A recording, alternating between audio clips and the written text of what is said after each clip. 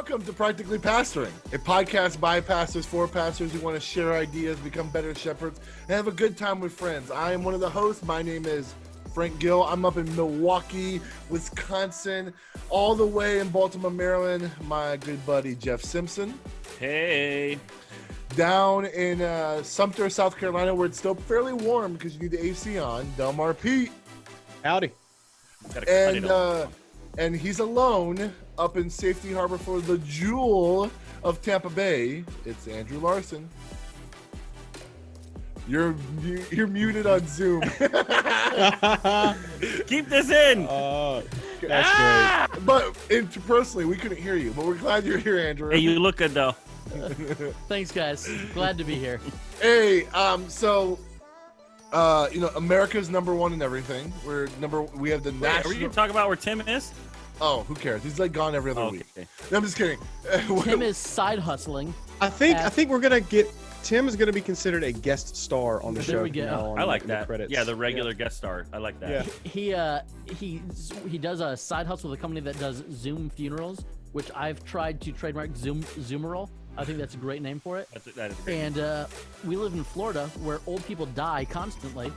And so he's very busy right now doing all these Zoomerals. If you're looking for a Zoomerol, I can promise that Tim has better bedside manner than Andrew. He's a little bit nicer. No, Tim is not doing the funeral. Tim is pointing a camera at the stage at the funeral. The company that he works with does the video for the funeral home. So if I was doing the funeral, I would have great pastoral manner. But if I was pointing the camera, I would make lots of jokes. Good. Both appropriate. All right. Underneath your mask, snickering. Yes. As it were.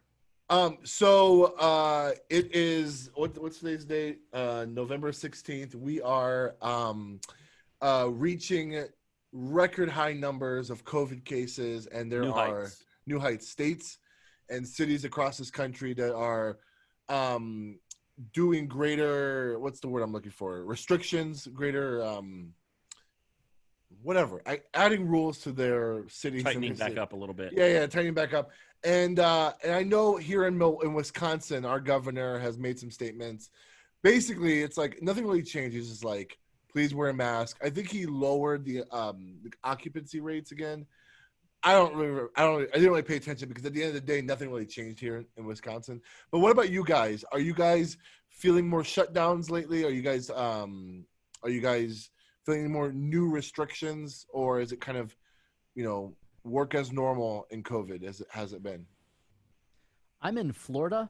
I don't know what you mean by restrictions, but Did you have restrictions? Yeah. I was at Disney World yesterday, and I noticed that there were more people there than there were the last time I was at Disney World a few weeks ago. So, our governor has basically been like, whatever. We played by the rules once. It didn't work for us. If you want to stay home, stay home. So it's odd. Yeah, I'm in South Carolina. We're like your little twin sister state. Whoa. Okay, third time. My mic just broke, so we're going old school, built in the rest of this one, guys. But Andrew, I'm in a sister state of yours, South Carolina. Went down to Myrtle Beach last week. You wouldn't even know we were in quarantine unless you maybe went into a Walmart. It's still super polarized out here in some respects with it, but I'll tell you how it is. I was walking around inside of an Ollie's. Have any of you ever been in an Ollie's? Yeah. If you are a pastor and you do not know what Ollie's is, you need to Google that. But I was in an Ollie's. Gift Bible Central. Yeah. Yes. The only Ollie's I've ever been to was when I visit my family in Tampa. Bro, that's where you load up on all of your graduate Bibles. $3 for They're super cheap. ESVs. Yeah. Well, I was in there shopping because that's where we do Christmas a lot of times for the kids. I had a lady come up to me, and she touched me. She tapped me on the shoulder. I turned around and said, "Yes, ma'am." She goes, "I just want to thank you." And I was like, "For what?" She goes, "For not being part of the group think and having your own mind." Because I wasn't wearing a mask. So, that's South Carolina for you. I actually got a thanking from a stranger. But then you meet the other people who are thanking you the other way. But as far as restrictions on the state, we haven't heard any news from the top, but I do think a lot of churches that I know of, and even ours as well, we are operating on two timelines. which timeline are we going to live in? Are we going to live in the timeline with the shutdowns or the ones with not the shutdowns? So we're literally planning out like a month down the road right now, because if you get too much further out than that, you're almost wasting your time. Yeah. Yeah, we are. We plan basically a week in advance because of where things are with us.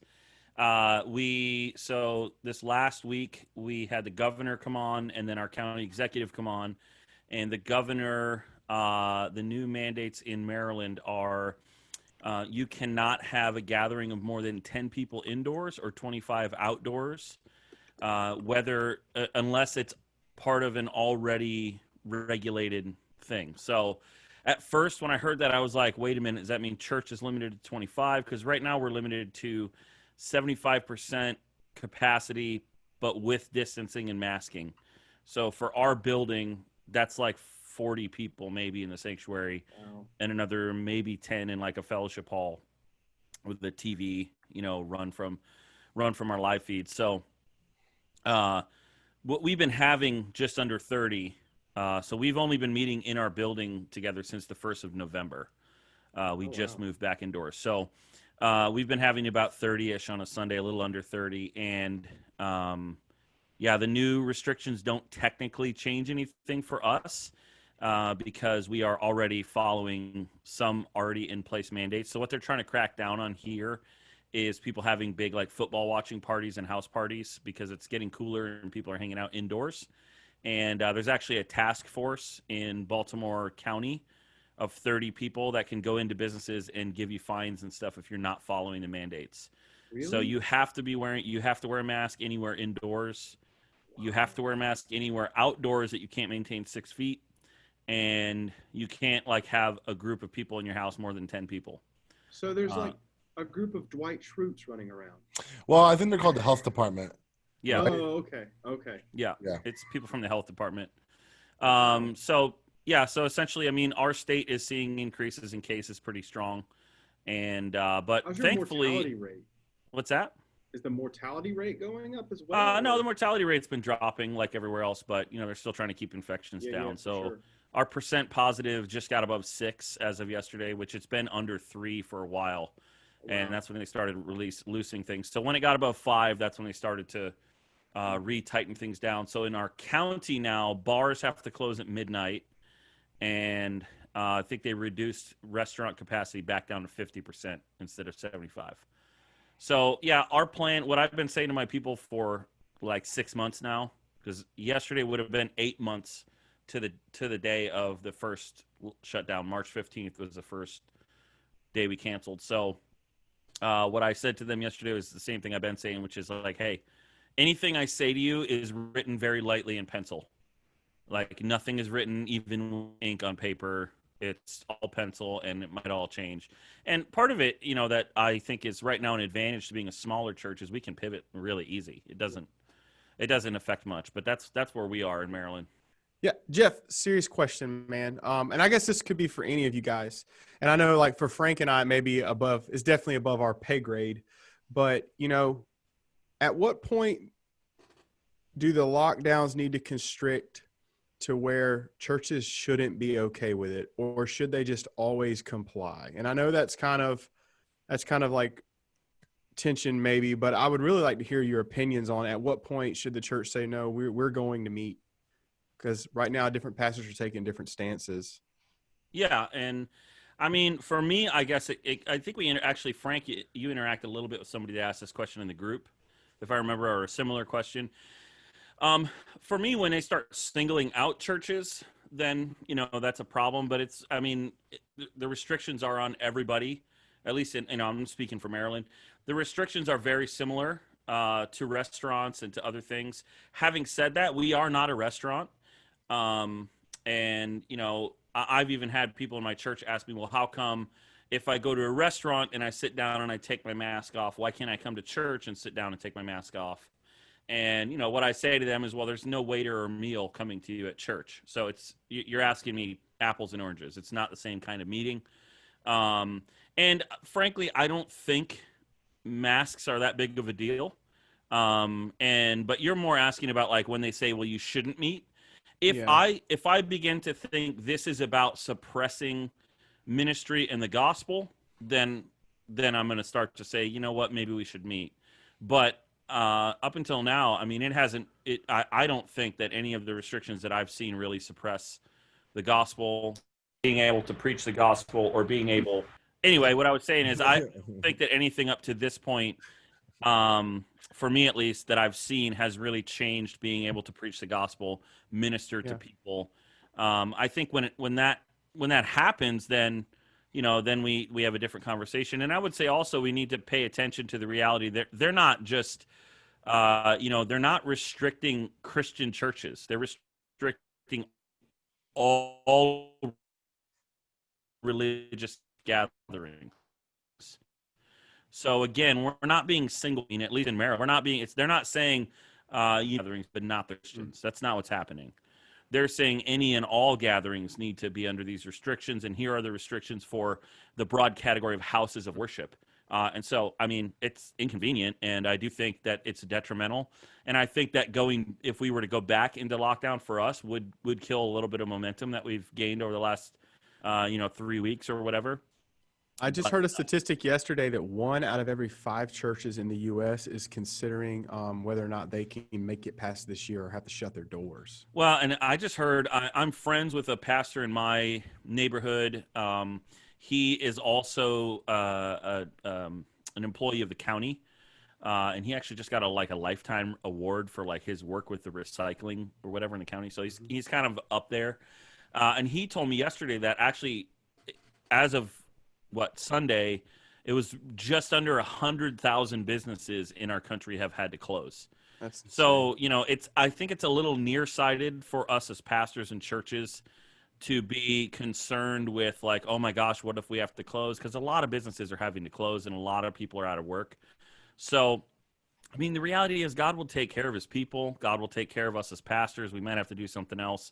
I'm not worried about the organization of my church as much as I am about the witness of the gospel in my neighborhood. And, I think if shutting down, if not being able to meet in our building is the only thing that's a witness of the gospel in my community, I think we were doing something wrong before. We should have a much more robust and broad witness to our community than just our meeting on Sunday morning. So, and I'm going to tell you, I 100% comply with everything that you just said. Yeah, I don't know. And the short answer is I don't know what I would do. Yeah. And it hasn't happened yet. If they came and said, listen, you can't meet, but all the other religions can meet, that's a different conversation that I'll have to have at that time, Yeah, and I think to what you just said, we are, and the church collectively has been able to get the gospel out, at least through its preaching, most churches online in some way. I think the real struggle that I'm noticing in my own congregation as a pastor is that, Hebrews 10, it's, not forsaking each other for the purposes of building each other up, for the purposes of speaking directly to each other and saying, listen, you need to be hope in your community. I really noticed this very big for me. The first time we took communion since COVID, I realized, man, for the last umpteen weeks, it's been a pastor on a stage preaching. Yeah. But the second we had all those people gathered in the rooms and they were all lifting it up, it was like, no, now it's a collective body saying this is the gospel. So I do think for me, at least in my people, there is a very felt need of community to tell them, keep going in your home, keep going being the neighbor. So there is, I think it's a huge tension right now navigating it. I look at the church down the road from me and they're like, man, if we comply, we die. And, to your point about the businesses, I've also seen some businesses say, we're not complying, so I don't know, because we're called to honor the government, but at the same time, to what point? And I think what we're really getting at least how I feel is you really shouldn't just slap a sticker on this thing saying this is how you should handle it, because your state is totally different from my state, totally different from my country, and your congregation is totally different than my congregation. Right. But the thing that unifies us, it is the truth of the Word of God. So I think that's – yeah, go ahead. Well, I was going to say, yesterday was the first time we've had communion since March.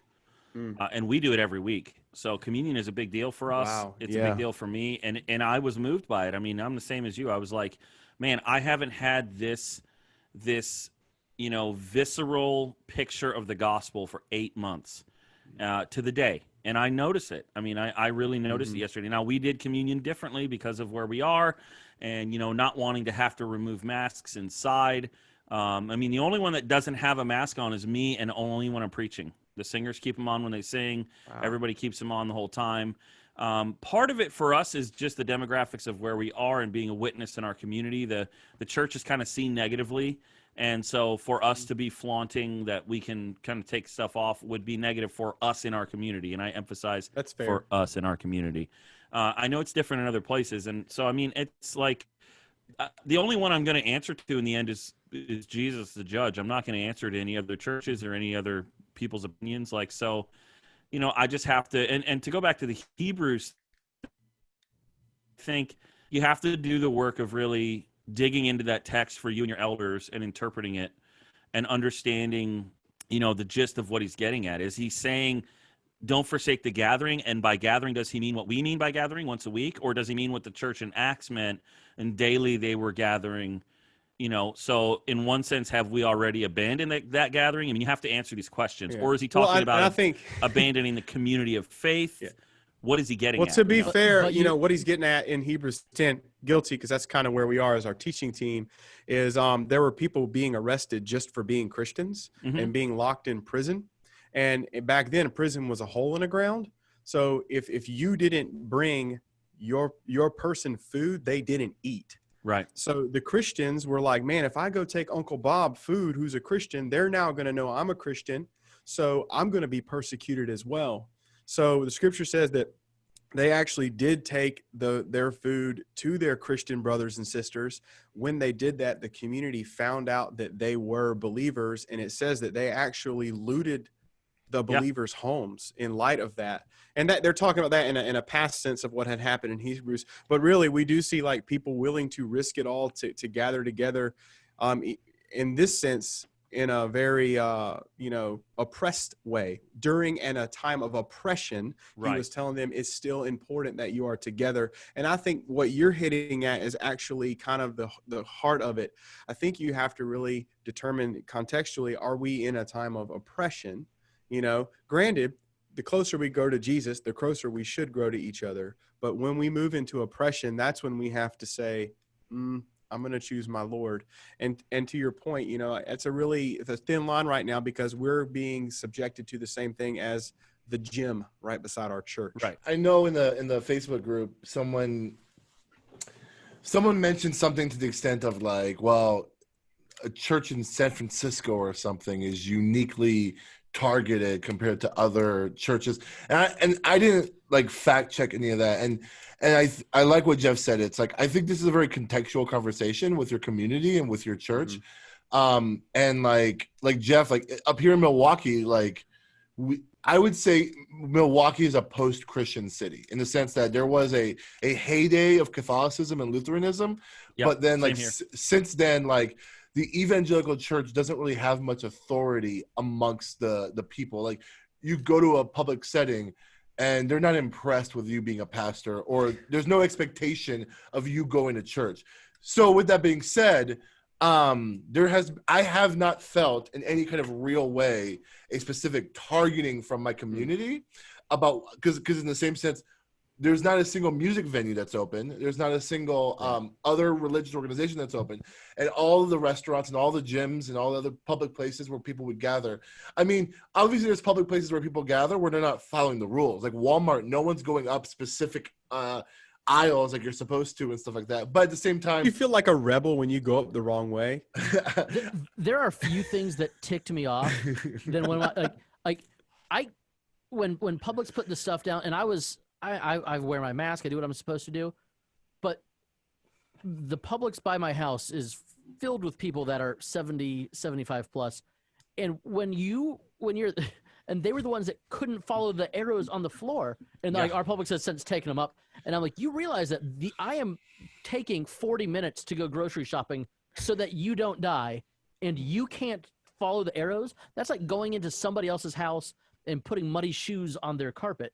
It's a private business. They're allowed to tell you how to walk. It's their business. I'm sorry, I'm done now. Well, and I mean, how many people have said it's not a law? And it's like, no, but provided in the legal code is for the governor to have the authority to make these mandates. So it is in the law.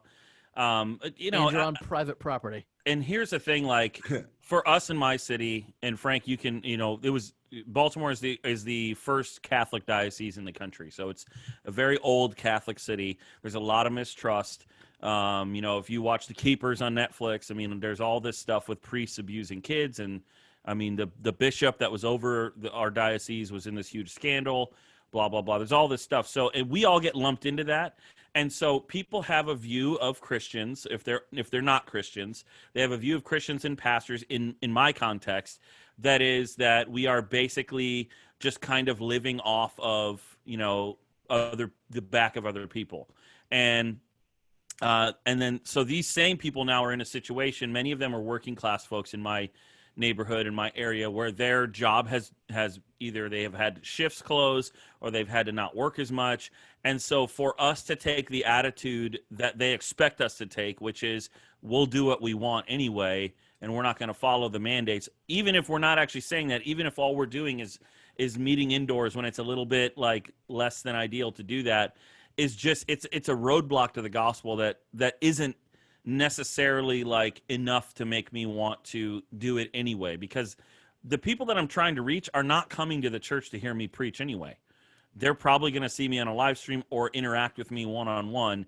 And if they ask me, are you, you know, what do you do? And I say I'm a pastor, they have all these expectations. I got into this conversation with the lady that was cutting my hair last time I went to get my hair cut. And she was asking like, well, how come you guys are allowed to meet? And that's not fair. We've had our hours cut.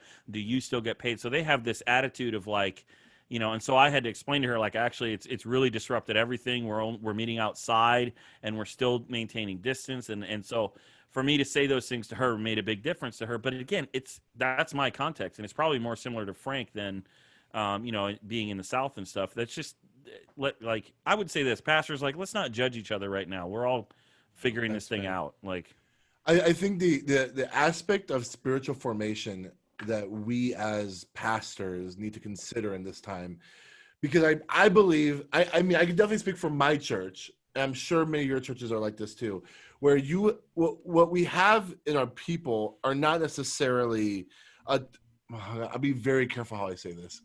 It's not that we have a lot of people who are thinking critically about that Hebrews passage. I think they use that Hebrews passage because they want to gather. Yeah. But I think there's this like till there's a football game they want to watch. Exactly. Right. But I think there's this other aspect that like it's a landmine of a conversation. So I don't want to go too deep into it. But like there is this over spiritualization, and that's covering over this idea of religious freedom and also like autonomy as individuals and being able to do what we want. And I think like it's very easy as the church, because as long as I've been a Christian, we've heard about the 1040 window. We've heard about the Bible smuggled into China. We've heard about all these grand stories of persecution in the church overseas.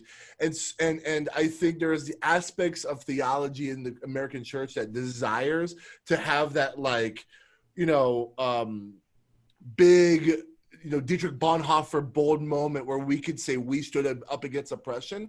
And I think we as pastors need to be very careful the way we articulate and the way we talk about what we're doing, whether opening or closing, to not reinforce bad ideology simply because of a either certain political principles or persecution complex that doesn't actually help us as brothers and sisters in Christ. Because one thing I was thinking about all this is let's say we do go through another shutdown. And you're right, Jeff, that would ruin all kinds of momentum for all of our churches and stuff like that. I always go back to thinking of this. It's like the early church probably wasn't even allowed to gather like this, but they still did not forsake the gathering, right? They still met together. And I think it might be an opportunity for us in the same way how we said, okay, now is an opportunity to refocus on online church and figure out how that's going to work, to maybe refocus on what is that group up in the Pacific Northwest that has those special communities where like churches are meeting in homes, missional communities and stuff like that. Like they're kind of like re-look at the idea of what does the community of the church looks like practically within neighborhoods and homes. And I know like North Point is trying to figure that out in Atlanta. And I know there's like brothers and sisters like in Oregon and Washington State that are really trying to figure this out of what does a decentralized church that doesn't meet in one big building but kind of multiple neighborhoods, and there's a person that oversees all that, what that looks like. That's very countercultural to what the American church has been doing for like 100 years, but I think there's something that like a way to figure out what that looks like there and what that looks like with what we're doing and blending it together. Because the reality is this is why I said is like everything's contextual. Until the day the government says we can't do online church, that's when I'm going to feel like we're being persecuted. Right. Yeah, You know what I'm saying? no one is asking us to meet in catacombs. Right. No one's like, And hey, no one's telling us we can't worship Jesus or we can't they're preach the gospel. saying they're saying, hey, maybe we're going to need you to move back online. It's okay. I mean, honestly, where we are, where we've kind of talked about it as a leadership team, and we had an elders meeting on Thursday night, and I was like, hey, can you like here and now, so that we're dealing with the hypothetical, not the actual concrete, can you give me the authority now to just make calls? And if it's anything more than just 2 weeks at a time, I'll consult. But give me the gumption to say, hey, for the next 2 weeks we're going to be online. And they're like, yeah, you got it. And so my hope is that if we have to shut down again, it won't be close to Christmas, because all of the pre-recorded music that I have of our praise team is not doing Christmas songs. And so it would suck to have them come in to record Christmas music. But at this point, it's like, if it keeps our people safe, I don't think we're being persecuted to say, watch online and check in on each other. I would say too, like, I think this is a time where pastors, like, we really got to watch our hearts that our motivation for meeting together again isn't our paycheck. Like, would you continue to pastor your people if this shutdown happened and they could not afford to pay you anymore because they're out of work? I mean, do you love your people, or do you, love the paycheck that your people give? I mean, the reality is we're totally supported by our church. I live in a parsonage and my salary comes from people giving generously. So, my motivations, it's just a good thing to rethink through, like, what's my calling to this group of people? And is it solely based on a paycheck? I'm not saying it's wrong to pay a pastor. I mean, Paul says, pay those who work. I'm not saying that, but if our motivation for wanting to get back into our buildings is so that, we got to get offerings up so that I can make sure my paycheck is secure, then I think some idols are being revealed. Yeah, and I think one of the things we all know, and we've basically been saying it, the church is getting changed right now. Yeah. Like, we all know that. That's a horse that's been beat a lot. But here's the one thing we do know. There is real, tangible thing that needs to be happening in all of us right now. Because, see, here's the thing, whether you're persecuted or not being persecuted, it really doesn't matter. Because, see, here's the thing, you are suffering. Like, whether it's persecution or not, you are suffering trying to figure this out. You're suffering trying to love your people who are not close to you. You're suffering trying to get them to love their neighbors and to not die on political hills and to keep their hope in Christ above everything, when all of creation is trying to grab that hope. So when we're in suffering, we know our command there, right? Suffering produces endurance, which it produces character.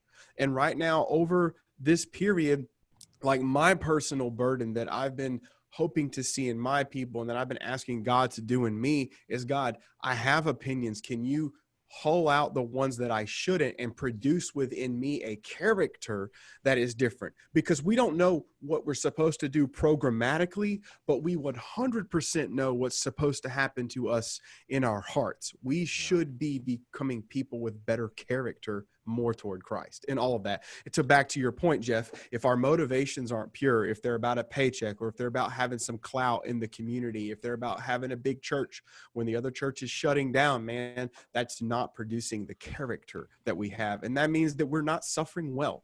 Mm-hmm. I'll end with this. I know Jeff mentioned this several weeks ago, and ever since he said it, I've stolen this phrase so many times. But he talked about how kind of the church is in a state of exile right now. and I can't like get over how good of a phrase that is. Of like, we're in a state of exile, and when you're in exile, things look different, right? Like things are not going to be how it's normally going to be. It's going to be a time of refinement. It's going to be a time where we should be listening deeply to what God has to say. And it's going to be a time where we have to pivot a ton.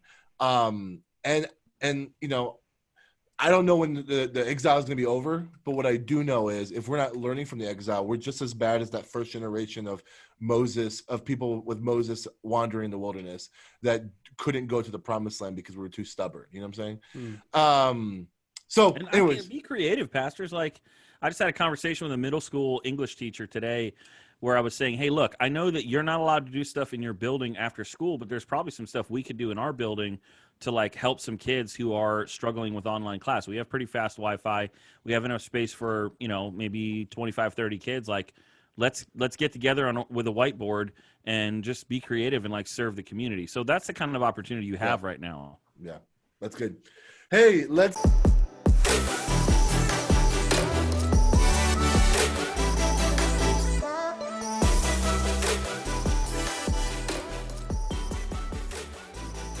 Andrew, can you Cliff Notes, Clergy Cliff Notes. Here's the stuff we've been reading about this week. From the internet and watching e-news because of pastors that are celebrities. Oh, great segue. Nice. I just wrote that song. Man, hey, you should freestyle hip hop. All right, so we're gonna do something a little different today. I will actually read for us the different Clergy Cliff Notes that we have today. There's been about 3 huge kind of news things that happen in the pastoral Christian world since the 2 weeks we've been gone. And so I'm going to start off with this big one.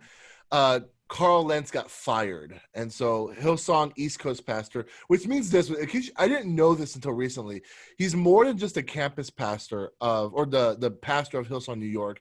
He kind of is like a denomination head over all the Hillsong churches on the East Coast, which that's a huge role. I found it out recently.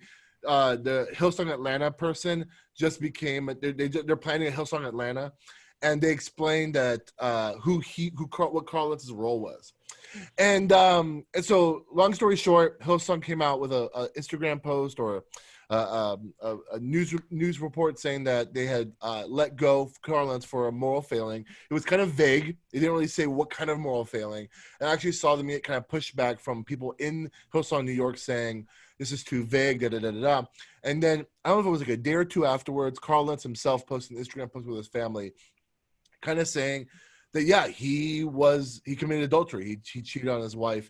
And then since then, a couple, I don't want to say they're news outlets. They're more of like tabloid stuff. Blogs. Yeah, blogs. I guess that's true. There's some blogs and some tabloids that have come out. And then there's this woman who was the said person who was the other side of this affair, came out and kind of shared her side of the story.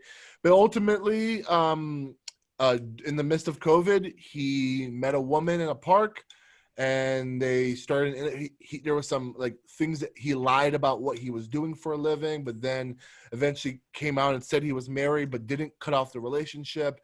The relationship was very inappropriate, and then the way he got caught was his cell phone was tied to his computer, and someone noticed a text message that was on his computer, and he got called into the office and he was let go. And so this isn't, obviously, whenever we hear a pastor have a moral failure, I think there's a side of me that comes out that says like, man, this sucks, because it's just another black eye in the face of the role of the pastorate, right? And it just feels gross and it's frustrating.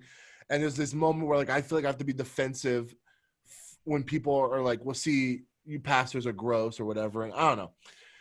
At the same time, this is just another example of a celebrity pastor failing, whether it's a moral failure, whether it's a leadership failure. And I'll be honest, not that this one hits differently, because I felt like when Mark Driscoll fell and then Tullian fell and let's be fair, Mark Driscoll, that was a little different. It wasn't a moral failure. Yeah. But what I'm saying is being a jerk does not forever disqualify you from ministry. Right. It is a moral failure, but it's not that kind of moral failure. But all I'm saying is when I hear these failures, moral failure, leadership failures, whatever, I feel like with Carl Lentz and the way he failed, to me, it kind of further personified, that's not the right, but further instilled in me, it's like, I don't want to be a famous pastor. like not that I want to be able to hide secret sins better, but because it's just like, it's an impossible place to be, because not only are you famous and people consider him an influencer pastor, which is funny, but beyond that, it's like, as a pastor, you're already kind of like looked at differently whenever you give moral imperatives from the stage. And so multiply that by being a celebrity pastor, the eye of scrutiny is a weight that I don't think we were meant to carry. Now, maybe that's weird for me to think about, because I mean, Charles Spurgeon is in a sense a celebrity pastor in a way. And I was gonna say, I don't read this story and get any sense of, oh, poor him, I would hate to be in that situation. For sure, you shouldn't. I've been married for 15 years and haven't had an affair. And I'm now, granted, I don't look like him, have the financial resources that he has. Yeah. And as far as I know, I don't have the compulsion to cheat on my wife either. But but to your point, there's been celebrity. It's like there's been, ever since the first century, there have been pastors that had a big regional draw. Paul's name meant more in Rome than any other of the apostles. And throughout church history, we know they didn't have an Instagram account and they didn't have Gucci jeans or whatever it may be. But you not only do you choose that life, but you go after that life. You don't just wake up and say, "Oh, look, I'm pastoring." Anybody. I'm sure I didn't say anybody, but with his resume, if he was feeling like maybe he couldn't handle it, he could have gotten a job at a church of 400 people at any town in America or Australia for that matter, and said, I'm going to go live, a different lifestyle, slower pace, because it's best for me and my family. So it's not like, yes, I understand that temptation is different for everybody, but we can't pretend like that temptation hasn't existed for all of human history. That's fair. And every church leader ever. Some people just look like bigger D-bags when they fall. Well, and we do see that God gives each grace according to the measure of their call, and I think it's really important that we know what our call is, to what extent we should be, going toward that place. But, you just said exactly what was on my mind. Some say it's about Apollos. Some say it's about Paul. It's always been here. Look at Spurgeon. Guy struggled with severe depression. He was pretty well known, Look at even John Calvin. He struggled with severe health issues tied to the anxiety of just being John Calvin, I guess, But I think about these things, and we have to look at that and say, where does that fit in our own life? Because there is a part, and I think that if this doesn't exist in you, I really don't know. I would love to meet you, but there is a part of anyone who's on stage preaching, you're going to be seen. And there's a part of you that's like exceedingly okay with that. A book that my pastor had me read, which was very good, and it helped me in like a lot of leadership ways, but it also helped me realize, like, where is my role? Where do I need to be checked? It was a book called Hungry, Humble, or Smart. Have y'all heard of this book? Basically, it talks about every personality. You have these three things at war within you, like your hunger, your desire to win, your desire to be known, your aggressiveness, your humility, which means I can take the background. I don't have to take the credit. I can put others first. And then your intelligence. Hey, I know how to interact with people. I know how to be smart. And you find these guys who tend to lean towards too much. And, if I'm too hungry and too aggressive, I can have a side chick and be a pastor, and I think it's really important for us to be in community with other people who are checking us. And I will see, back to Jeff's point, we did have celebrity pastors in the Bible, but you know what else we did? They were checking each other. I mean, Paul withstood Peter to his face, publicly. And I think we need to have those people in our own lives who will just call you out and say, hey, I'm kind of not on board with you on that. Maybe up here in Milwaukee, it's unique because, like I said, we live in a post-Christian world. So when you give moral imperatives like don't sleep around, or, don't, just moral imperatives about how you should live and not live or whatever. Like, your life as a pastor is going to be scrutinized based on that. You know what I'm saying? And I think the example of not cheating on your spouse is one thing. That's for a lot of us, that's not going to be an issue. But like, for example, if you have a high horse on watching your speech in a sermon and then you go around like cursing a lot, like you're not just like inconsistent, you're a hypocrite. And therefore that challenges everything else you say. You at that point are a whitewashed tomb.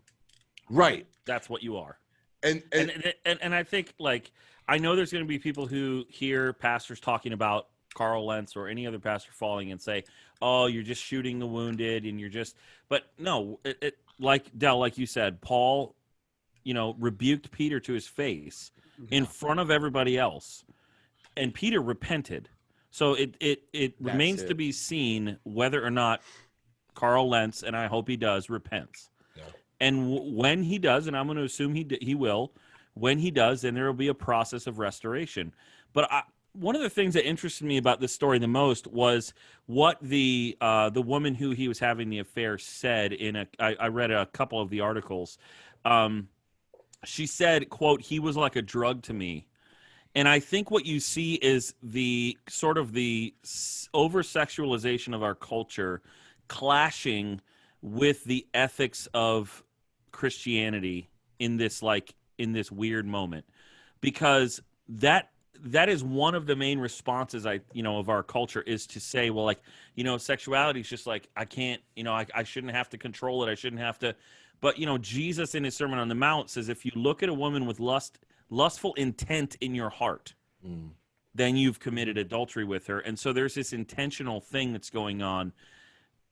And if this affair didn't happen by accident. You met her in the park, and what we know is he lied about what he did for a living so that the relationship would continue. So in that moment, he is intending to allow lust to take hold, which then leads to adultery. That's just the end of that road. And I think there's so you see this this collision of the cultural view of sexuality, that it's like, oh, it's a drug, and I just couldn't help myself. I was, it's like an addiction. I can't stop myself, as opposed to Jesus saying, look, it goes to the volitional level in your heart. And I don't think celebrity had anything. She didn't know who he was. Yeah. Right. He lied about she had no idea who he was. So his celebrity pastor status didn't have anything to do with him falling into this affair. There's one thing that the celebrity pastor status just makes me frustrated about. Again, not that I'm planning to have an affair, not that, but if any one of us has an affair right now, we lose our jobs, and we are probably, Jeff, you live in a parsonage. Like, you don't just lose your job, you lose your house. The rest of us are probably, 2 or 3 months away. No, I'll just sell my $1.5 million house and be fine. There you go. Exactly.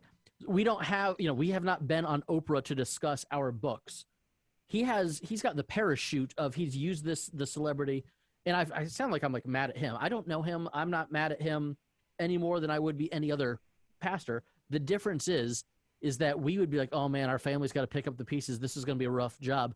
I'm going to be driving Uber Eats for the next month until I get my insurance license, while he's chilling in Nantucket working on his marriage for the next 6 months, living off of the money that he made from selling a book that only was bought by people that go to his church or that know who he is because of his church. That's the celebrity pastor kicker that kind of chaps me the wrong way. Yeah, I'm going to be swinging a hammer probably. Exactly. Or shoveling something, or And I think here's the other part of this that I think is very connected to the issue of pornography in pastors, because it's connected to lust.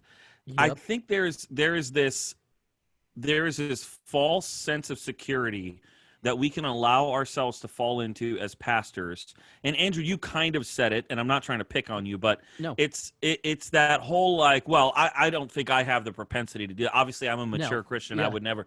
Listen, all of us could do this. Yeah. Like, none of us that are on this podcast, none of you that are listening to this are exempt from the possibility that you could have an affair. You have to fight lust. What was the text that I sent all you guys when the story broke? It was, well, this is why I don't work out. I want to make myself as right. And the joke was, well, because I can't control myself, I just want to make myself as unappealing to women as possible. And it was meant to be funny. But no, you are right. Every single one of us is one really bad day by the grace of God, away from ruining everything, ruining our testimony, ruining our church's testimony in the community. Well, and we've said this before. If I was a betting man, which I'm not because gambling is a vice, don't do that. But if I was a betting man, I would almost guarantee this is not the first woman he's talked to in a park. I would put money on that, because you do not just, I mean, maybe it was his first time, and I read some of the stuff about how awkward he was the first time they were together, but I just got to believe he's looking at stuff online, or he's doing something to get him steps down that road. Because you don't just, I mean, how many people have we talked to as pastors that are on the other side of this, where we're the one giving the, like, hey, you need to stop this sin before it leads to what it's going to lead to. And I think the news only cares about the end result. This guy got fired. But this has probably been months, if not years, of being foolish and thinking, well, I can play with fire. I can play with my sin, and it's not going to end up doing what sin always does, which is lead to destruction and death. And the reality is, he's not only destroyed his career, he's destroyed probably his children's and his wife's faith, if not forever, for at least for a while.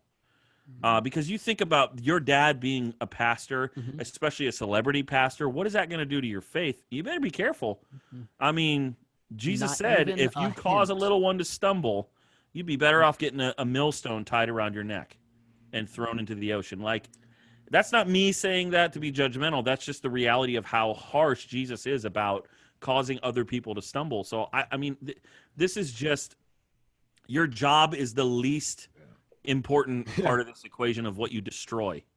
And this is really going back to the scripture, not many of you should try to become teachers, because when you do, you know that you will be judged more harshly. And I think this is exactly what that means. I don't know that it even means Exactly. that God's going to judge you more harshly. it's I think here. it means you're going to be put on this pedestal, and the people around you are going to take what you say and judge you by it. You just got to be ready for that. And like Frank said, when we're dishing out moral imperatives, that's one of the things about preaching that always hits me. If that sermon has not broke me all the way down that week, I have no business preaching it, because I have no business telling my people, this hard truth, if that truth hasn't hit me first, or it's just going to be like what we were saying, I'm just going to throw it at you and not let it seep through me first. And then I'm just going to be found a hypocrite. Yeah. Well, I think there's a test you can do for yourself. If you're a pastor that preaches regularly and you find yourself shying away from some ethical teaching or moral imperative, you need to do some repenting, because that probably means that you are walking in, at least toying with secret sin. Because I think, if I preach about this ethical mandate and people find out about my thing that happened, then they're not going to listen. So you at least need to have somebody that like, you should have at least one person in your life that, I think Matt Chandler said this in a sermon a long time ago. I used to listen to his sermons when I worked in a warehouse, and I think he said this, and it made me stop working for a few minutes to think about it. You should have at least one or two people in your life, and I think this is so important as pastors, where if somebody walked up to you and said, hey, guess what I found out? You'd be like, well, the people that need to know already know. There's nothing you could find out about me that somebody doesn't already know. That's important in my life. I think if you have this kind of relationship, your elders can be this for you, pastor, so that there's nobody in the church who can walk up to you and say, hey, guess what I found out? And you feel like, oh my gosh, I hope they don't tell anyone.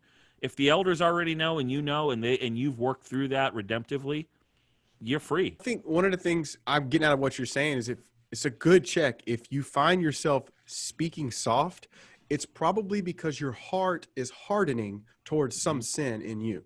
If we're not leaning into those passages. Now, you have on the other end of the spectrum, the IFB guys, independent fundamental, like I grew up, and they just speak so hard. And then you find out they got this 17-year-old girlfriend and he's 40. So it really does have to, is your words in alignment with your heart? And I think there isn't a good objective standard there. Are you wanting, here's where I really get to, Jeff. I'm speaking not soft, I'm speaking sharp, but I don't get joy out of it. The second I'm getting joy out of reaming my people, right?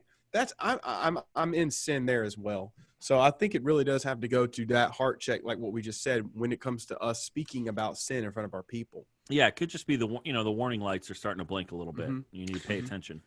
To be fair, I'm not speaking for anyone else. I don't have a negative. I mean, this is before all this stuff came out, but I never had a negative thought about Carl Lentz. I felt like he was a bit weird because of like that picture that went around with him and Justin Bieber and his shirt off. But I've heard a couple of his messages, and he kind of just is like that typical kind of like quasi charismatic preacher who has a lot of really good kind of one-liners that are like, you can't get mad at those one-liners. They're usually like pretty solid or whatever. Very tweetable. Yeah, very tweetable. And I do know, and one of the interesting things that came out was before we found out it was adultery, a lot of people assumed he was getting fired because of how vocal he was about Black Lives Matter. And his support.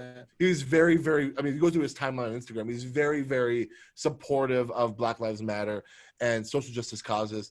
And so like whether like I always put Carl Lentz in the same category of like Judah Smith, or even like the guy in Miami, the VU Church guy. It's like I don't have any kind of hard heart towards those people because they're just not in my stream, but like they have a couple tweets here and there that I thought. And Justin Bieber links them all together, right? And Justin Bieber does link them all together. See, somehow. you know, that's actually how I found out. I knew nothing of Carl Lentz going on. All I saw was Justin Bieber's pastoral influencer has an affair. That's how the market sold this entire thing. But you know what's interesting is there's an article that said Justin Bieber actually has distanced himself from Carl Lentz for over a year now. That's like tabloid stuff. That doesn't really matter. But what matters is like, yeah, Jeff, I appreciate it. I hope he repents. I'm sure I'm gonna believe in the best in the situation that he is repenting. And that he's seeking the what he needs. Dude, we have to pray for his wife, pray for his kids. Well, she got fired too, which she got fired. Like, that's hard. Yeah, it's hard. You got. I mean, it's dude. The church is the only place where your spouse you can get fired because of your spouse. Well, I mean, and two pastors. I mean, think about it's like if you're in a small church like me, and you know your wife's not like paid by the church, working for the church, and you get fired. Not only, you know, if she's working outside the home, like maybe her income doesn't change, but her friend groups probably change a whole lot. Yeah. So like you're just devastating everything with that for what? Yeah, it's bad. It's rough. Hey, I'll tell you what, but hey, can I add on to that one second? My I think freshman or sophomore year of college, there's a guy who was a senior on the soccer team that was he was like the All-American. I was the last guy off the bench. So he was cool, and he had just gotten engaged. And I remember sitting with him and having lunch, and I said something like, man, I think it'd be really nice to be engaged because, you know, then you don't have to worry about, you know, checking out the girls coming to the cafeteria or whatever it was. And he looked at me like I was an idiot, and he said, Andrew, the temptation to check out the girls walking in is no greater now that I'm engaged than it was when I was 14 in the cafeteria at lunch. And I don't think it's going to be any different when I'm 30 or when I'm 50. And so the big tie into all that is not only did Carl Lentz have some issues, did you guys see the story about the Pope liking? Yeah, thanks to you, I saw it. Now my covenant eyes alerted. Hey, you knew about the awkwardness of Carl and whatever her name was. So clearly your covenant eyes are doing different things than mine are. But apparently the Pope got in some hot water this week, some holy water, if you will. Oh my gosh, because so well done. I was just waiting for it. He was liking an Instagram post by an influencer, if you will. That was. Has he said he was hacked yet or something? I have no idea. I'm sure he would pretend that he doesn't speak English and doesn't know what we're talking about. But there's a story that's been going around of the Pope liking very scantily clad pictures of young ladies. And, you know, we're not going to get into Catholic theology or anything papal, but, you know, he's how old is the Pope? 82, 83. And apparently we've all done the thing. I'm not saying we haven't done what he's done, but you all done the thing where you accidentally like someone's picture and, you know, and like, oh crap, I got to undo that. But here's the Pope who, you know, it doesn't just happen to 42-year-old pastors that wear skinny jeans or deep V-neck T-shirts. Sometimes it happens to men in their 80s that wear robes. I'm just trying to consider the situation where the Pope slides into the Explorer tab, and he's just, like, I'm just like, when does the Pope do that? You know The what? same time that you do it on the toilet. His toilet. The Pope is Hey. taking a holy load, and he's Oh just my Oh goodness. my gosh. He's leaving it. All right. he's just swiping. Dude, If he and does it, that means we get to do it, right? If we had, Okay, hey, we were talking about any Definitely Catholic not. listener- swiping and wiping. New T-shirt brought to you by Practically Pastoring. No. Swiping and No, wiping no. with Hey. a picture of a Pope hat. guys, They'll make it happen. here's the thing. I know I saw the Barstool Sports clip on that, and like it's really funny from like a Barstool Sports perspective. And I know that the girl who got the like or whatever, she's like milking it. She's like, the Pope likes me or whatever. Sign up for my website or something. But here's you want to know what exactly happened, because I can guarantee you this is what happened. The Pope doesn't run his Instagram account. Someone else does. And That's what I was getting at. probably like Some intern. some like 19-year-old Franciscan Cardinal. is like, and he's the pervert, and he's the one that liked the post by mistake, thinking he was on his personal account. I'm not saying, I don't want to speak ill of some We random go back kid. to we go back to Hillsong now. Someone thinking they're on their personal account when really they're on the church account. Exactly. Only instead of Oh my gosh. The that one was thing we wild. do know is somebody's sending up some Hail Marys. Okay, that's all. we do Man, know. if we had any Catholics listening to this, they're gone now. we love you. We love you like the Pope loves hot. Well, this 27 isn't Oh prac- my hold up. If we This if is we have not the Catholics, practically priesting podcast. So if we have Catholics hanging with us this many episodes Yeah. in, then they They're- know that they're we have good. bagged on the Baptist casseroles and the frozen chosen and the non-denominationals who just are Baptists with a good website. We've done that. Guys, this is gonna be the longest episode ever. We don't keep going. All right. Sorry. The other big thing in the news, and this is interesting because Andrew and Jeff, neither of you actually even heard about this. I'm So excited for this. So Paula White, and man, I don't keep up with her. All I know is when I lived in Tampa, I went to What? I You don't keep. When I lived in Tampa, We text all the time. no. When I lived in Tampa, I used to visit Without Walls when I was in high school, because I didn't know better and I was being influenced by my friends. But Isn't it in Orlando now? well, when I lived in Tampa, it was in Tampa. I don't know where it is now. Hmm. It moved or something. I am maybe mixing up my false teachers. I don't know. Go ahead. Anyways, Paula White was having like a prayer service, and there's actually it's a really weird. I mean, like a lot of these services are really weird. There's people like running I saw the around. video, but I still don't know what it is you're referencing. Okay, hold on. That's I'll what explain it. scares me. There's also in the video, if you pay attention, there's a woman who's laying on the floor on her face, but she starts doing push-ups. And I thought that was pretty awesome. No, so Paula White's like praying aggressively and it's speaking in tongues and doing all this other stuff. And she asked, I guess she asked the Lord to send angels from Africa. And she says, I see angels from Africa departing and coming over here. I see angels from South America coming over to America, all in the attempts to like figure out the vote. Like all in the attempts of like getting Trump elected and stuff like that. And I think this is important to know also that Paula White is a part of Trump's like religious committee or whatever, like pastoral Christian advisor, evangelical advisor or something. So anyways, long and short of it, she's praying these prayers about African and South American angels coming to America and all this other stuff. And the thing I wanted to bring up is one thing. Basically it's a meme.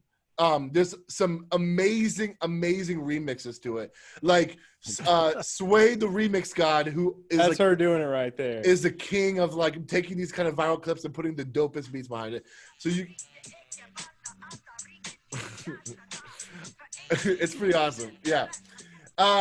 There's a bunch of funny remixes of that, so that's great. But secondly, I saw a couple people bring this up, and it's actually really true. There's like I was wondering why African angels, why South America, like these are very specific places for angels to come from.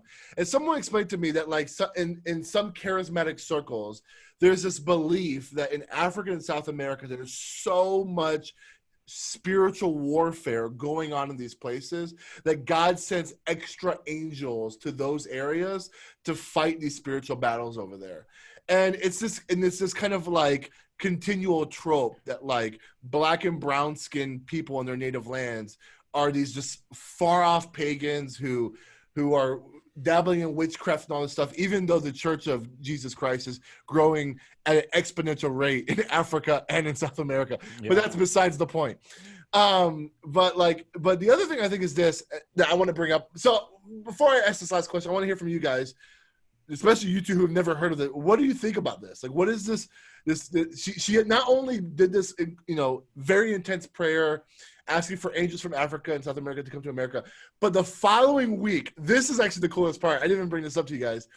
She goes on her same thing. She goes in the video. She's like, "Hey, those of you who are making jokes about me on the internet, you got my number. Call me." Oh, I did see that. I didn't know what it was about, though. She's like, "Come at me, bro. Like, drop the address, drop a location." She said, like, I have 6,000 numbers on my phone. You know who it is.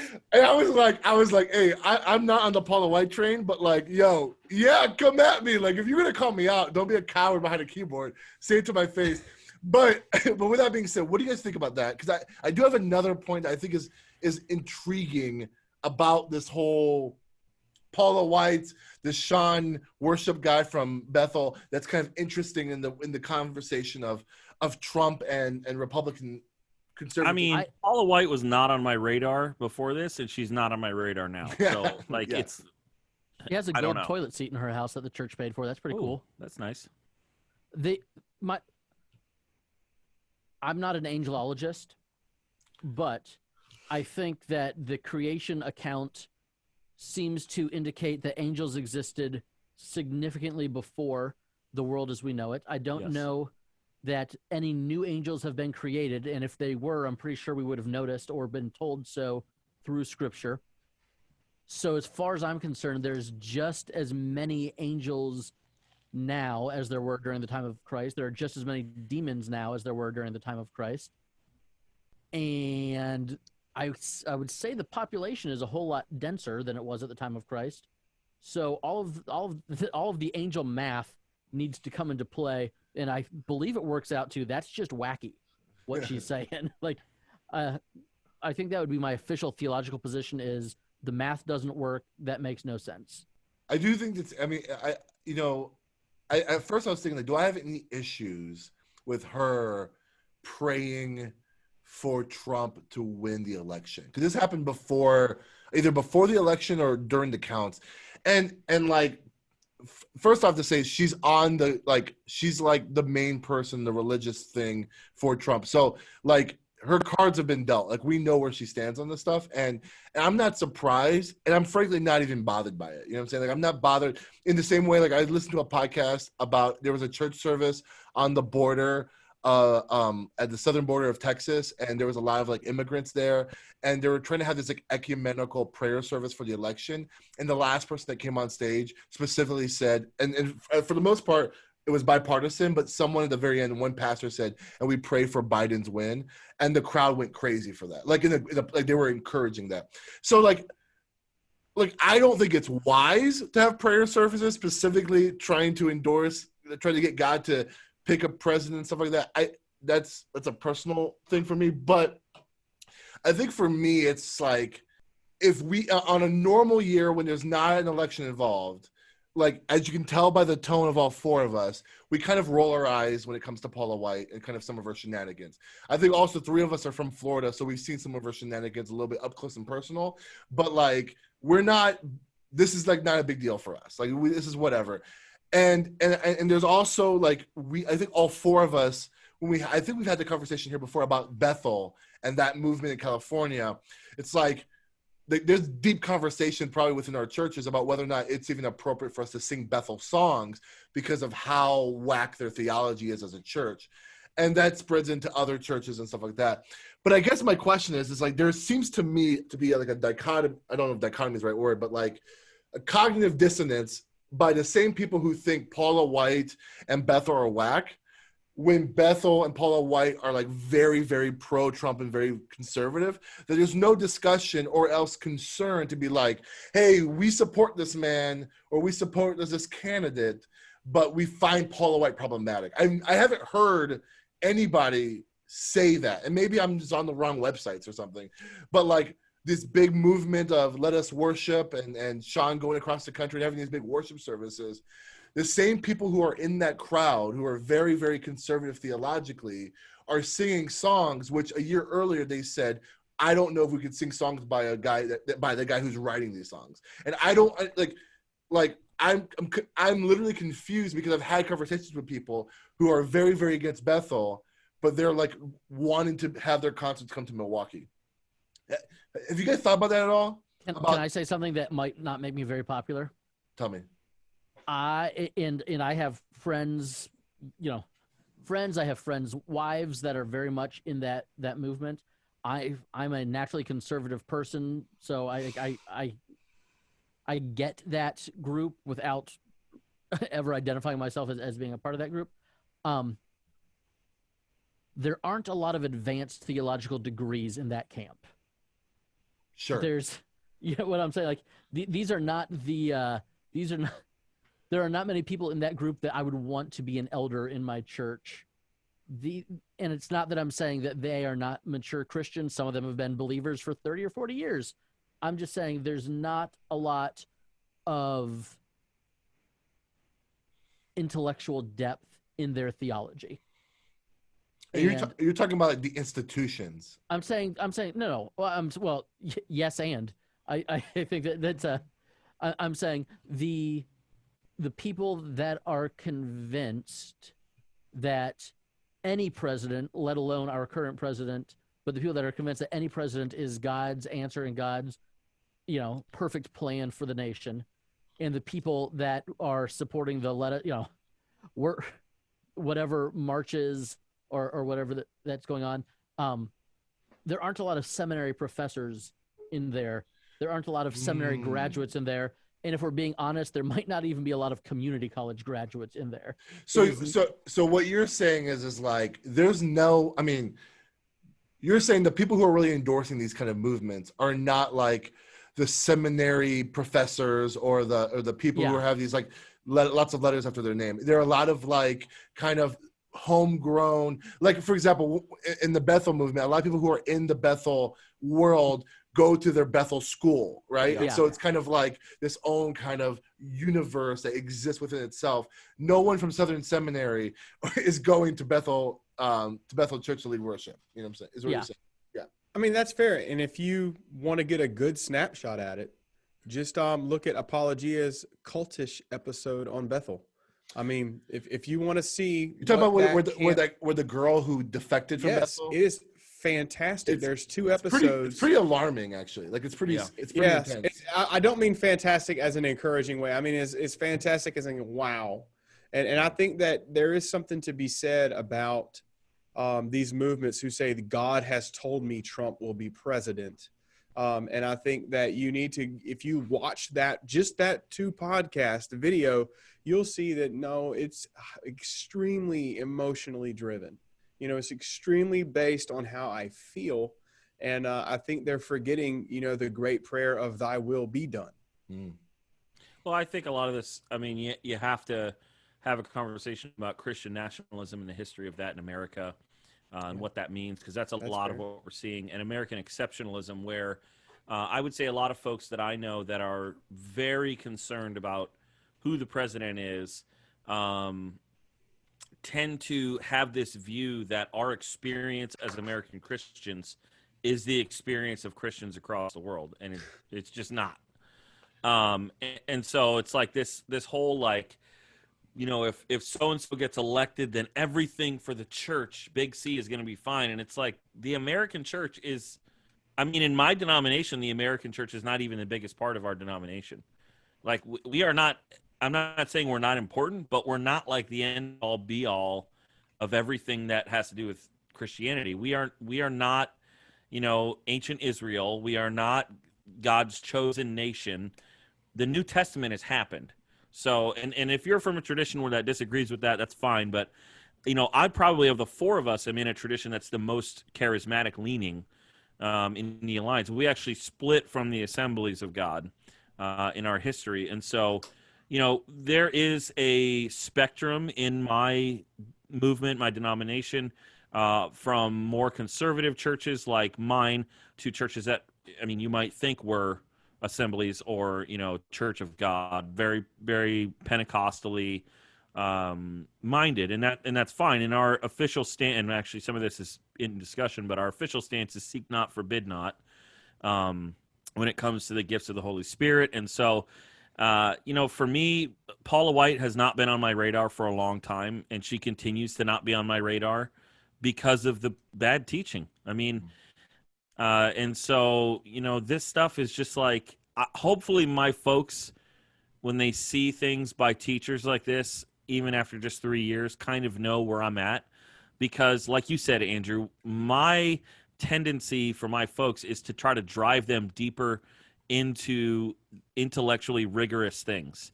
And that doesn't seem to be the same direction as, these sort of movements like we're seeing where, it's just like all this emotionalism. It's just like get everybody riled up into like a frenzy. And I'm like, now, why don't we read a book for 6 weeks? Can we think be about honest? this harder?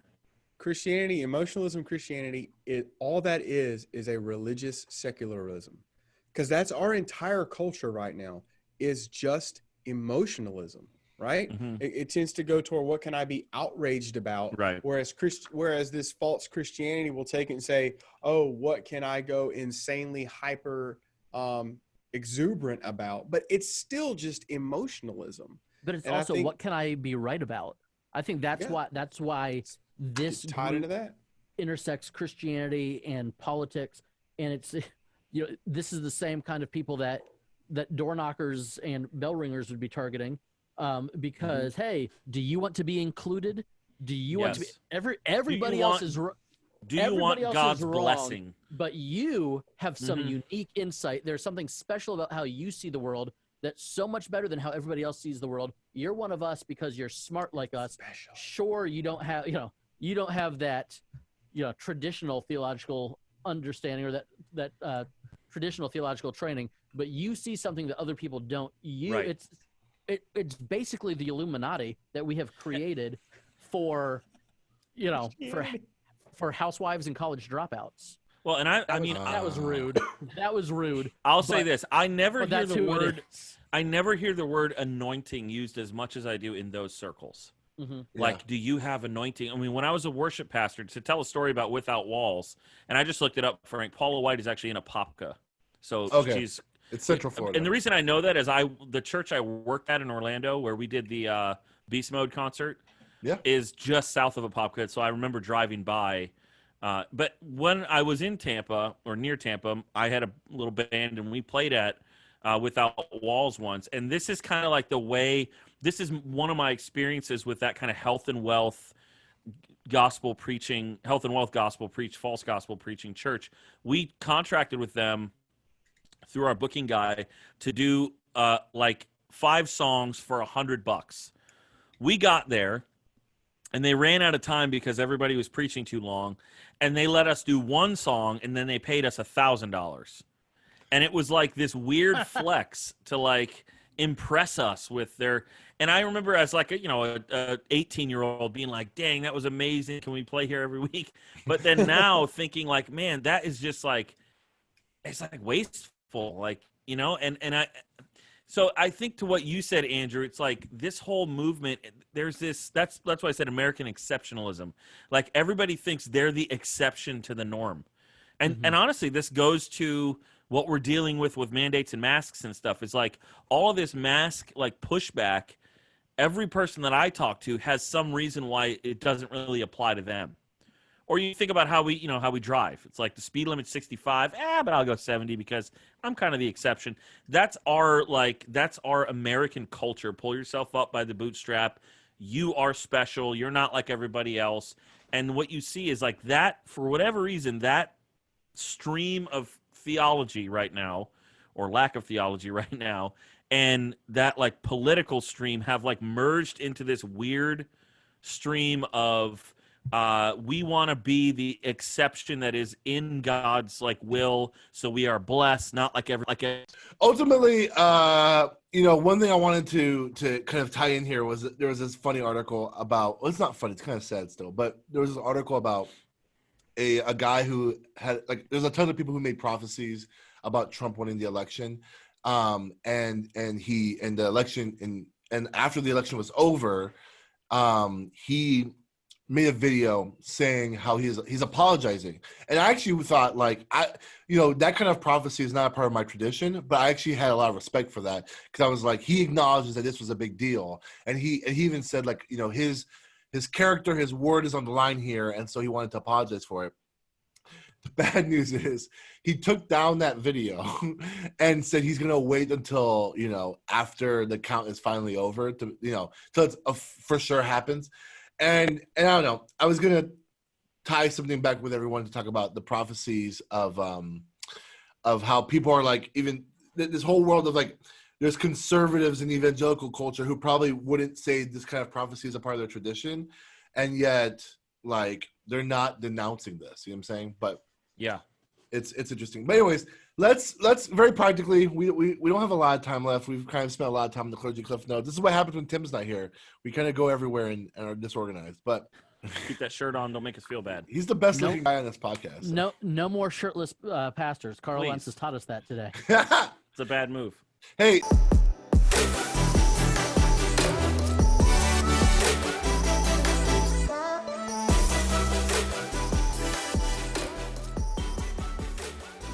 So really practically, what are you guys doing for Christmas? Are you online, in person, both? Are you doing anything different because of COVID? What's the theme of your sermon if you know it already? Are you using real candles or are you worried about the carpet? I want to hear all that kind of stuff from you guys. All of the above. For us, really, what we realize in our community is that everybody really is longing for tradition right now. Like there are quite a few people who even at the end of October were putting out Christmas. I think it has something to do with just normalcy has been taken away from people. So this is their way of like, I'm going to make this work. So there's this big draw just to have Christmas. So for us, there's nothing like extremely fancy or even extremely like creative in what you would consider a traditional year. It's more like, no, we just need some Christmas. So we're really just leaning into like just Christmas. Like even on our stages, manger scenes, we are going to be having outdoor Christmas Eve services. One of those reasons is because our campus does meet in a skating rink, and that doesn't sound exactly like the best place to make a Christmas Eve memory, but we do have. It's a very popular activity for Christmas Eve for many families to go. Yeah, for many families. Rink. Yes, exactly. So we're going to be having our Christmas Eve service on our new property. And there we will be having candles. My brother's I think it'll go over well. My brother's a professional videographer, so we plan on putting out a highlight of that night. And right now, my assistant is looking at possibly doing the Japanese lantern candles. If y'all have seen those. Oh, my gosh. I have a story about those. Oh, gosh. Maybe you'll make me not want to do it. But it's just the idea of like that entire community hearing us singing Silent Night, loving them. And then they visually see the light go up. We're actually going to be going out into the community in about 2 weeks. We've purchased like 800 light bulbs. We're going to every door and we're saying, everyone needs a light bulb and every community needs a light. And we just want to be that for you. And that's so we're really just trying to send that out. So yeah, it's online. It's going to be outside Sunday morning. We'll just continue doing the same course as we are now. What I don't remember. Well, what day of the week is Christmas Eve? Do you guys remember? Do you know? Friday. It's a Friday. Okay. Friday night. The Christmas Day is Saturday. Man, that's lame. I want Christmas on like a Wednesday every year, so the whole week is taken up. For us, Dell, the Christmas story is Friday. Yeah. Christmas Eve is Thursday. Okay. So the story is that we did a 4th of July thing at a church I was at in Orlando, and it was on the church property was on a lake. And part of the 4th of July is they did those, they let the lanterns go. And like 5 or 6 of them got caught in a tree. And we had the fire department had to come out and put them out. And stuff. Oh, no. Yeah, it was pretty wild. So anyway, but enjoy that. Hey, and you're in South Carolina. So this is, in all seriousness, Christmas Eve night might not be that cold. Like you could be outside and It probably fine, won't. right? I mean, Frank, where you are, like it'll be pretty cold Christmas Eve, night, You'll right? die. Yeah, It's cold. I was looking outside the window. It was flurry. It was snow coming down. yeah. Are you Yeah. serious? There's some flurries outside. Like, Yeah, just we're you supposed to get saying down that, into the 20s this week. just you saying that draws my heart to joy.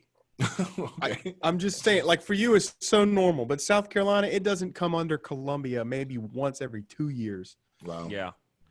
For us, I hit Advent pretty hard. So starting the last week of November, it's November 29th. I think it's the 29th. first Sunday of Advent this year. So that's my preaching theme through the Christmas season. And then we're actually participating in a 40-day prayer thing that my denomination is doing in January. So I'm excited about that. It'll be a 6-week series after that. As far as, plans and stuff, I mean, I have no idea right now. I know that we will definitely do something online, whether that's live streamed or recorded beforehand and put out as simulated live because we can't meet in person. That part of it I probably won't know till we get closer to the middle of December, depending on where the numbers are and all that. But one thing we are going to do is we last year for the first time did what people call a Blue Christmas service.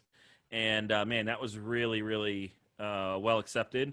And so basically Blue Christmas is targeted at people who have lost someone or for who the holidays are hard and difficult. And it's kind of it's almost like it's just a service of kind of letting them grieve and talking, helping them see that the Lord is near to the brokenhearted and stuff like that. So that's definitely going to be a need this year. I mean, I think a lot of people have undealt with grief in the sort of like counseling trauma world. They talk about ambiguous grief, which I think everybody's dealing with this year, which is where I first learned about it in some foster care training, where kids who are removed from their family, they deal with ambiguous grief. So they've lost their parents, but they're not sure when that grief is going to be over, and it kind of just is weird.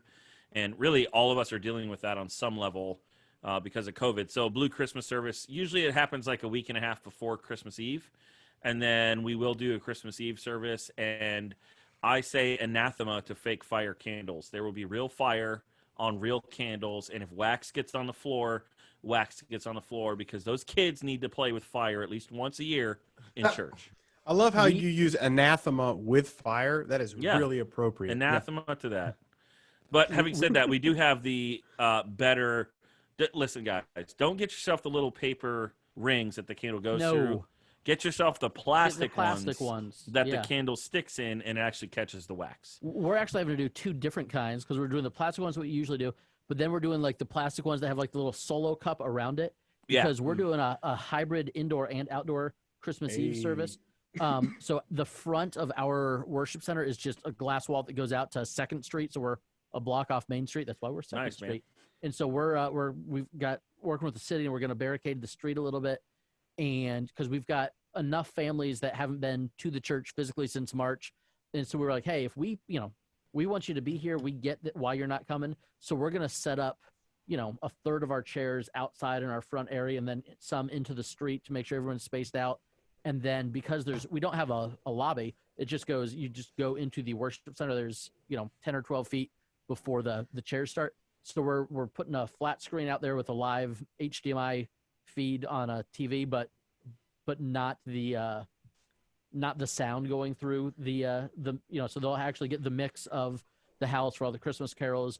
So We're doing that for Christmas Eve. But again, I'm in Safety Harbor, Florida. I think last year the high on Christmas Eve was 73, and our Christmas Eve service is 6 till 7. So at that time we might dip into the mid 60s. So it'll be a really nice time to sit outside. Ooh, break out the hoodies. Yeah, it's gonna be freezing, guys. So we're pumpkin spice. So no pumpkin spice. We have hot chocolate. Mocha, man. Come on. We actually spent time this morning. We spent time this morning going over like, hey, so what can we do for hot chocolate for the outdoor people at Christmas Eve? Because we want them to make it themselves so that people aren't handing them stuff and all this stuff. And then we also hit Advent pretty hard. We're going to be in Isaiah all month for Advent, kind of dealing with the actual prophecies in Isaiah 7, 9, and 11. 60-degree Christmas, though. Yeah, man. I mean, awesome.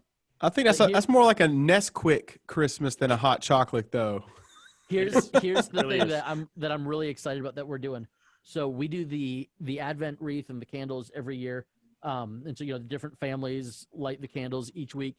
But since we have some of our young families are the ones that are the least comfortable being here, my wife and I have made Advent wreaths with candles that are, a little bit of IKEA, a little bit of Michael's, a little bit of Dollar Tree stuff. So we have all of those going out to families next that's week. cool, man. That's so cool, that man. everyone will have their own Advent wreath with the same readings that we would typically do at church. And we're having the families videotape them so that you can do more than one take, so that Junior's not running around the stage trying to touch the guitar. But so we'll also be able to put that in our online service and show it on, in our screens in our main service, but then also just have the social media content of, hey, here's the Larson family lighting, our first Advent candle. And then Dude, that's a great idea. I so on might and so steal forth. that.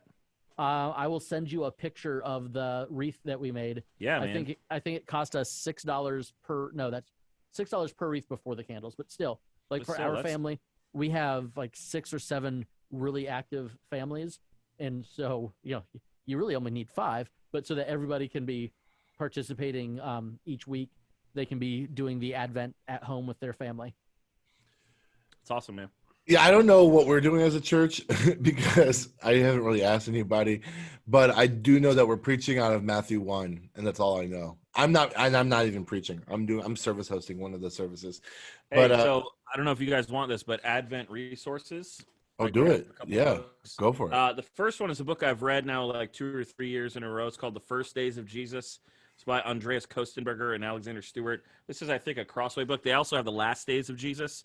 Came as a set, so it's cool. Pretty cool book.